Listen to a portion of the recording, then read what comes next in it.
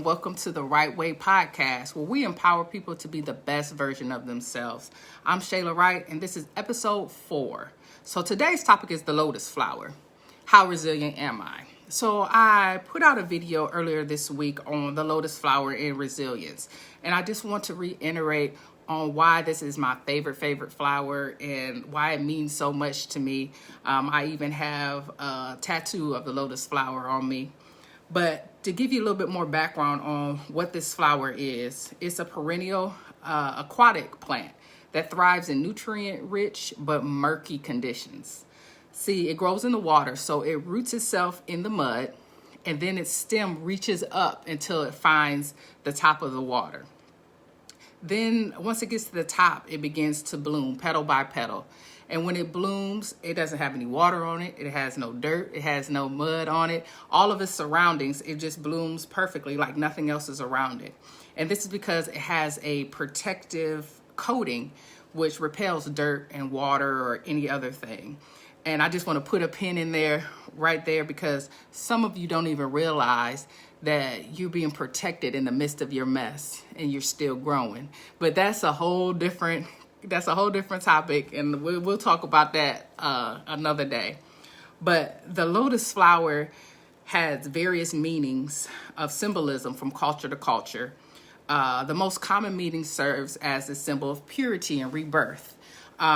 Because the lotus grows in the mud and it blooms without stain, it gives its meaning of purity. And it grows, once it grows in the morning, but each night it goes back into the water. And at daybreak, it rises again and blooms every new day. And this gives it its meaning of strength and rebirth and resilience. So that's what I want to talk about, being resilient. That's what it means to me. That's the symbolism that most resonates within me. So what is being resilient? So when something goes wrong, do you bounce back or do you tend to fall apart? I do both. I've done both. I still kind of do both. Sometimes I bounce back and I'm like, I can face the world, and other times I fall apart. But when you have resilience, you harness your inner strength, and it helps you rebound from a setback or a challenge, such as a job loss, an illness, a disaster, or a death of a loved one. See, if you lack resilience, you tend to dwell on the problem. You feel victimized. You can feel overwhelmed. Some people turn to unhealthy coping mechanisms such as substance abuse, overeating, alcohol abuse, or like risky behavior. See, but the misconception is resilience, it won't make your problems go away. But resilience gives you the ability to see past them and find enjoyment in life and better handle stress. See, resilience is the ability to adapt to a difficult situation. So when that stress, adversity, or trauma strikes, you'll still experience those emotions. You'll still experience the anger. You'll still experience the grief, the pain. But resilience gives you the ability to keep functioning, both physically and psychologically. So, but don't get it twisted. Resilience isn't about just being stoic or emotionless when things come into it. In fact, being resilient is the ability to reach out to others for support. That's really a key part of being resilient. So there's some different types of resilience. So one, we have our physical resilience, which is our body's capacity to meet physical challenges when they arise, such as sickness or accidents. Physical resilience helps us heal and keeps our body going in the midst of. So that's how we can go to work when we got a sinus infection, or still cook dinner, or still take care of the kids when we're just not feeling our best. That's our physical resilience, our body's ability to keep going even though there's something wrong. Then we have our mental resilience, and that's our ability to meet challenging circumstances through problem solving.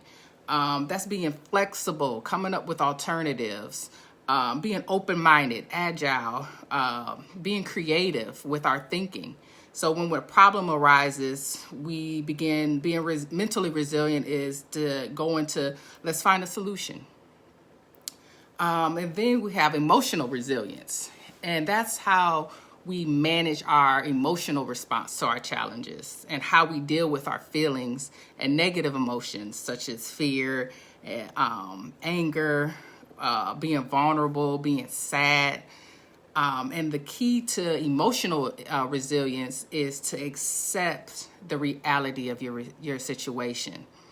I said it before and I said it again. It's okay not to be okay. Accept the reality. Accept how you feel, because it's okay. No matter how you feel, don't let anybody ever tell you that you're wrong for feeling that way, because that's how you feel. So accept the reality of your situation.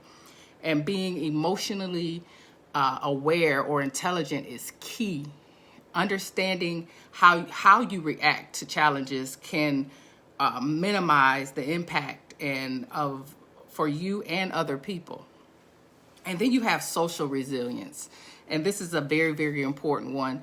It's our connection to others and how we can empathize and sympathize with others and support them through difficult times. So one thing I had to ask myself is, how do I become more resilient? Because we cannot stop things from happening. We can't stop trauma from striking. We can't stop bad things from happening in our lives. So how do you become more resilient? How do you become better at dealing with these things? First, like I said, lean into the discomfort. Lean into the discomfort. Recognize how you feel. By ignoring it, that's not resilience, that's avoidance. So lean into the discomfort, accept it, accept how you feel, and be okay with how you feel. Because only if you accept how you feel, that's how you're going to get through it. And then you should celebrate your small successes. Look at the little things that you do have. Count your blessings. Some may say, look for the little things. I may have lost my job, but I have another one built in line, or I don't have this right now, but my car might have broke down, but I still got a ride. Just celebrate the small successes. And then to help build that resilience, you have to develop self-awareness. Know your strengths and know your weaknesses. A lot of us know our strengths, but we don't want to admit our weaknesses. But knowing your weaknesses can help you and determine where you need help and where you need to reach out. So put these internal forces to work, because knowing your weakness is actually really a strength. So if I know that I'm a good listener, but I might fall apart when it comes to me, or just different things like that, you have to realize that and know that know what you need and how to ask for help. So know those weaknesses, and then build your self-regulation skills. Build those coping skills. Find the techniques to reduce your stress and anxiety. Do what makes you happy. Do things that help you to get your mind off of things. Do things that make you happy in order to focus on being resilient. One thing I learned a long time ago is that your mind can't think two things at the same time. So one thing that I do is, when a negative thought comes into my head, I immediately try to replace it with a positive thought, because I can't think that negative thought and that positive thought at the same time. So if you practice just simple things like that, that'll help build your resilience and help build your coping skills and help you to focus on the good as instead of the bad. So also increase your optimism. The glass half full, glass half empty. So when it gets tough, you have to believe in your ability to handle it. You have to believe in yourself. I usually break down, but this has happened before and I'm still here. So you have to believe that you have the ability to get over this situation. You have the ability to overcome whatever comes. It's not going to make it hurt any less. It's not going to make it be easier. But knowing that you can get through it, knowing that you have the strength within yourself to get through it, is very, very key to being resilient and getting through any kind of adversity. And then everybody needs somebody. That's one of my favorite quotes. You have to strengthen your connections. You have to learn how to ask for help. You have to learn how to say, hey, I can't do it. I need you. So rely on your family and friends when you need to. Remember that resilience is not a permanent state. A person may feel equipped to manage one stressor and overwhelmed by the other. So remember to the factors that build resilience and apply them when dealing with your adversity. Remember to take care of yourself. And this brings us to the end of this episode. I hope you enjoyed and came away with some information that was beneficial to you. Always, thank you for listening. Like us on all of our social media platforms. Share Right Way Living on Instagram, TikTok, Facebook, LinkedIn. Keep connected. And as always, take care of yourself and be like the lotus flower. Grow towards the light.